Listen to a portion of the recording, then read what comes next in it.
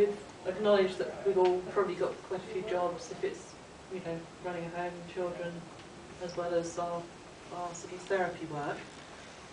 We probably all have very long to-do lists. So how do we keep on top of everything?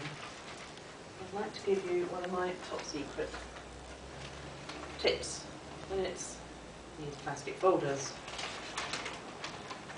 Whenever I get something in the post that needs actioning, I put it in a plastic folder. Or whenever I print something off, print an email off that I need to do something about, I put it in a plastic folder. And then I put a label on it. And this is my current action file. And the reason why I do that is because I can then pile up all the things I need to do in my plastic folders. They're all labelled. And because they're slippery, they slip one on top of each other, and you can quickly flick through to find the thing that you want to work on. And also it can become your to-do list. So I can put my plastic folders with my pile of things to do in the order in which I want to tackle them. It also keeps your papers separate as well. Keeps them neat and tidy and separate. So then to-do lists. I have 3 types of to-do lists. I have my longer term projects. So it might be something like I need to redecorate the hall, or I want to revamp my website. They're things that I want to do one day. I don't want to forget that I want to do them. I want to get them out of my head and onto a list, but they're not immediate. They're not within the next month. So that's my longer term list.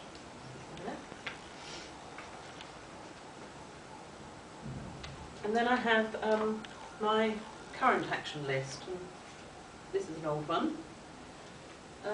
Handwriting. I used to put them on the computer, but actually I've realised that it's much easier just to rewrite it out at the end of the week.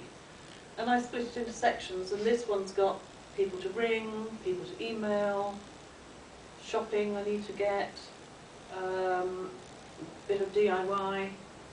The headings are up to you, but it's quite good to put your actions in chunks, because it means that I can do all my ringing, all my telephoning in a chunk, which is much more productive.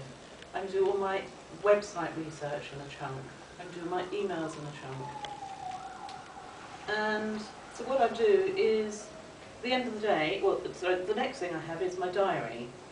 And in my diary, I have my date-specific actions. So if I've got to renew my MOT, that'll be in my diary. So at the end of the day, I'll look in my diary, see what I need to do tomorrow. I'll asterisk on my action list what else I need to do. And then at the end of the day, I highlight it. And that's the great pleasure of having a list, that you can highlight it when it's done. And on this list, today's asterisk is do this talk. And I should take great pleasure in highlighting it when I get home.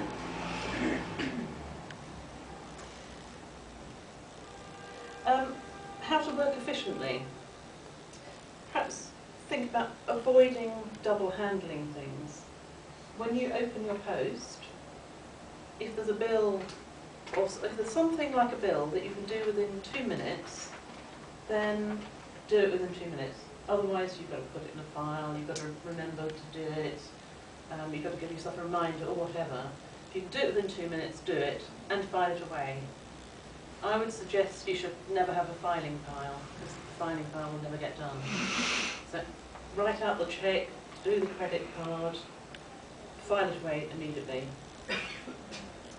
And if you've got longer projects, I recommend that you work in 20 to 40 minute bursts. And perhaps get into the habit of using a timer. So you set the timer for 30 or 40 minutes, and then at the end, when the timer goes, you must have a break. Whatever you're doing, you must have a break of 10 minutes. And because during that time, your brain will carry on thinking about the project that you've been working on, and so your conscious mind will carry on thinking through the problem, through what you've been concentrating on, and it will come back with fresh ideas. And also, the brain craves completion.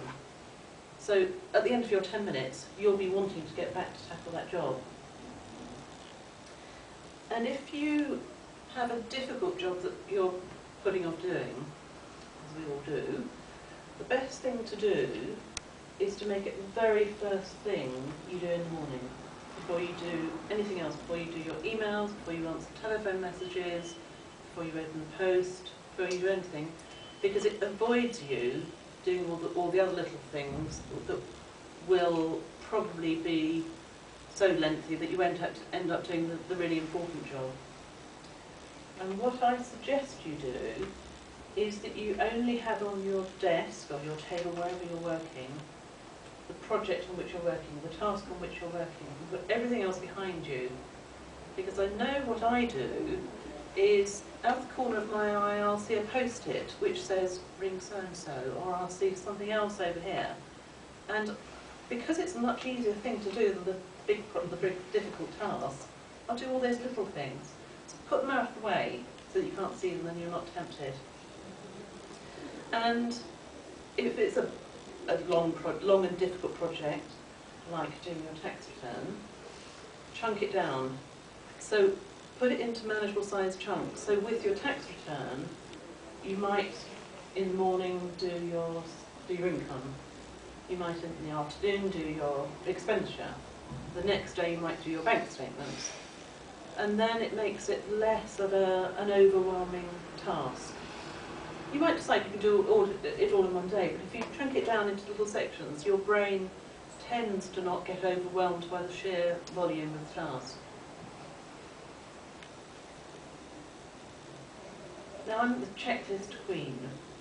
So I love a checklist, because what it does is it stops me worrying that I'm going to forget something or that I have forgotten something. So I have checklists for loads of things.